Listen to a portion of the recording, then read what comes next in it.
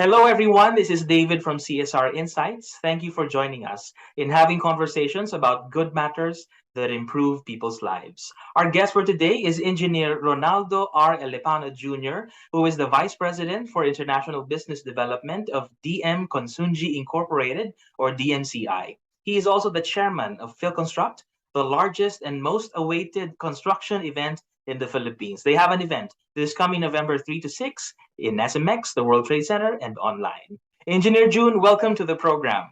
David, and I'm glad to be here and thank you for your invitation.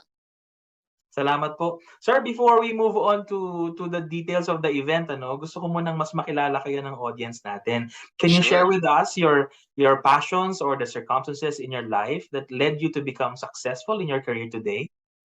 Yes, I guess, David, when you're young, you seem to be able to do everything. And probably that's why, as a student, we dream a lot, no? But of course, not all those dreams happen. I guess during my time, it was the Cold War, no? And there was the race to the moon. So most of us were thinking of, oh, how do we go to the moon? No? And probably that prompted me to choose engineering as my career, as my course, no? Not knowing that, it entails more than that. No? Of course, you have people advising you, but also encouraging you. No? So I guess that's what led me to choose the career.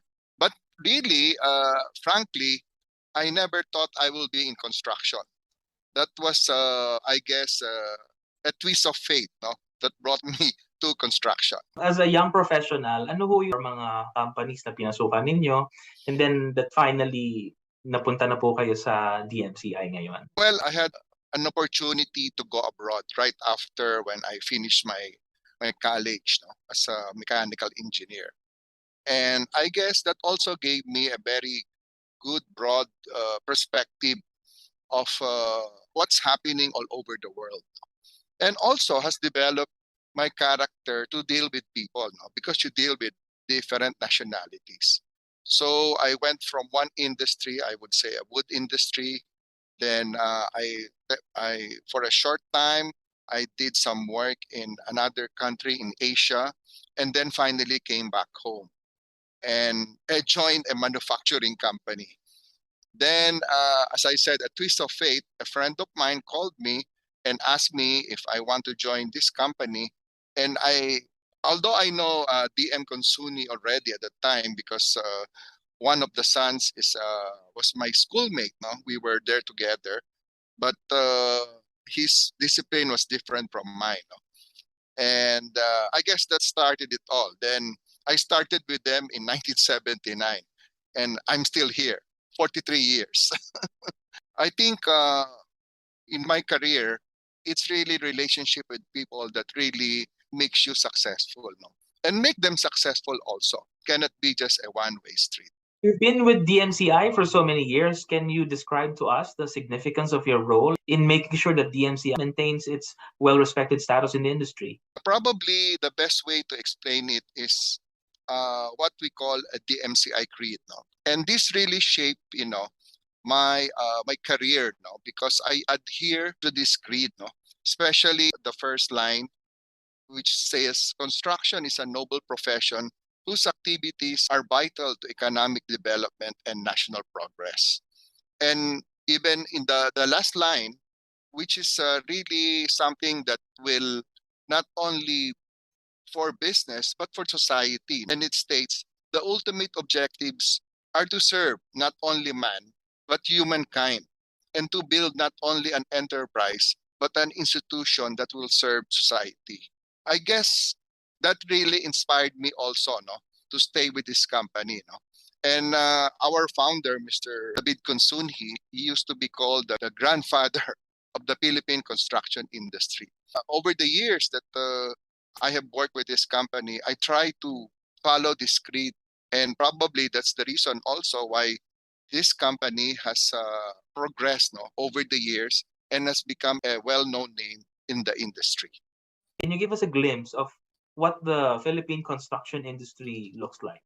Well, Basically, David, we usually have a term for it. We have a 3Ds in construction. It's difficult, it's dirty, and it's dangerous. No, so by those terms, you could already visualize what we do in construction. No? Under this environment, we try to make the best and perform, no, under this condition, whether it's a high-rise building or we do a infrastructure, we call it, like the elevated highways, elevated rails, or ports or bridges. These are basically what construction is all about. And over the years, the Filipino contractor has excelled or tried to excel in this area. No? Also, the reason why we go out internationally is to learn more technology methodologies which we can bring back to the country. No, it's not only because we want to earn outside. No, that is one aspect, but the other aspect is to be able to increase our knowledge, our capability to do construction. And I guess not only for DMCI, but for the other construction companies. Engineer, can you share with me one or two projects of DMCI that you're most proud of or that you can consider a milestone for your company? For us, in the I think in the early 70s and 80s, we used to be called builder of landmarks. Now, because we did the Cultural Center of the Philippines, we did the Folk Arts Theater, the Philippine International Convention Center, all those structures on the reclaimed area. No? Of course, in Makati, in the business district, a lot of the high rises was done by us. No? During that time. No? But I guess the other landmark project that we did was the Palace of the Sultan of Brunei in Brunei. No? That was really something, no? Because we brought Filipino workers there, no? And we're very proud of it. And we also was able to bring some materials from the Philippines to build the palace. I guess that's another landmark project that I can be proud of. And I was involved in also. Sir, in the Philippines, especially in the recent years, infrastructure improvements have been crucial in economic growth. As chairman of Philconstruct, we'd like to know your thoughts about the importance of continuously improving industry standards in the works and products that you and your members deliver. Let me share or talk about Philconstruct and how it was born. Way back in 1990, that was the first Philconstruct. The board of Philippine Constructors Association thought of an event that will put everything involved in construction, no? The linkages, the supply chain, under one roof. And they thought of one exhibit that will showcase all of these things. And that was the birth of Philconstruct. And our president then was Mr. Angeles at the time. And then thereafter, our exhibitors started to like the show. No, they look forward to that show every year. So as you would see, from 1990 up to 2022 up to now, we've been holding the show. No, and there was sort of progress also in the show. No, it was not completely just exhibiting products, equipments, materials, etc. In 1995, we also develop what we call Technoforum, a platform wherein we can deliver seminars or product presentation to enhance the knowledge and capability of our member contractors or even subcontractors, no, or associate members. So that was the birth of Technoforum. From that time on, all of our Philconstruct shows incorporated Technoforum as one event within the show. And come 2004, our president at the time of the Philippine Construction Association, his name was Mr. George A. Consunji. Actually, he's my boss. Thought of another event. They called it Estilo de Vida. He thought about an event wherein they can showcase the talents of our interior designer. No? It's not only designing, but executing the design within the event. That's why the succeeding Philconstruct shows from 2004 up to now you could see a portion of the exhibit showcasing this design of interior designers. In 2019, before the pandemic, that was our last physical show. Practically all our shows are physical shows, no, until the pandemic hit us, no, and that was 2020 and 2021. During these years, it became very difficult or impossible to do any show. So we went virtual. And that was the time that we had our virtual shows for 2 years until now, wherein we are now able to do what we call a hybrid show, meaning physical plus the virtual show all together in one. Sir, you do Philconstruct once a year. Do you have follow-up events or mini events before or after? Actually, I think it was 2011, we started to bring the show to our fellow contractors in Mindanao and in Cebu. So at that time, we started to do two more shows aside from the big show here in Manila. Then in 2018 or 19, we started to do a show in Luzon in Clark. So we're now doing 4 shows in a year, physical shows. No, actually, David, the online we want to maintain it already because we saw the advantage also of online. No? Because definitely not everyone can join us physically. What we found out, even our fellow Filipinos abroad, no, they get interested. So they can easily go online. And the beauty of online, as we coin the term, anytime, anywhere, all the time.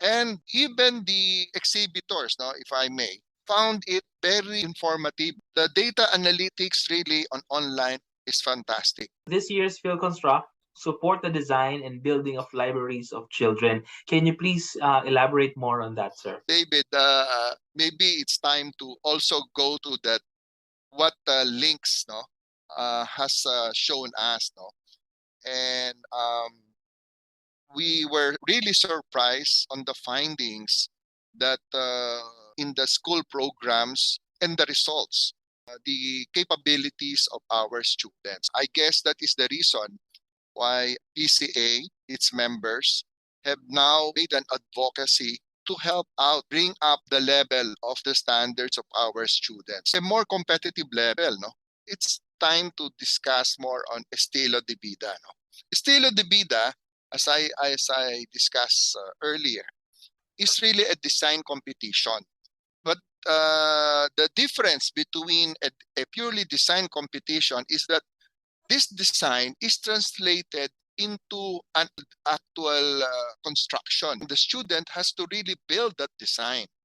Of course, we help out the student. No? So like, for example, our company and two other companies are helping out the student put out the design and to construct it. No? Of course, there are also parameters. No, they could not exceed a certain amount per square meter.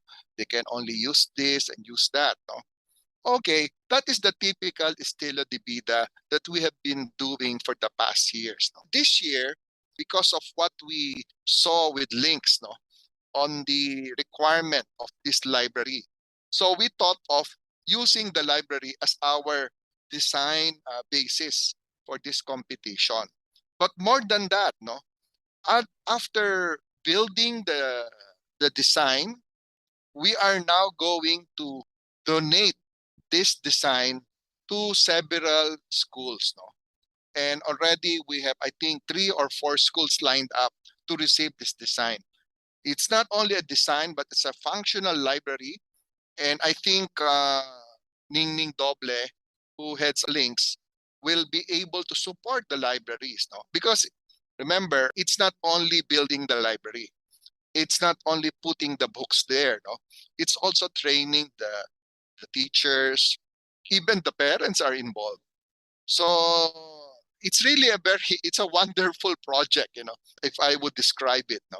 And we're pretty excited in really doing this.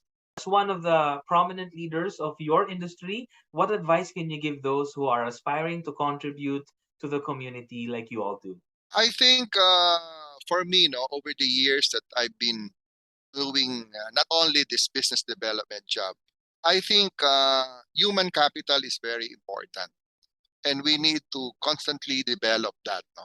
That's why in this endeavor of ours with links, we have seen that we need really to help, because we need to preserve our human capital, no? The best human capital that we have, and and the way we can do it is to help out, lay a good foundation for these kids, no? Because without a good foundation, nothing will be able to stand up. Uh, I would say for the test of time, no.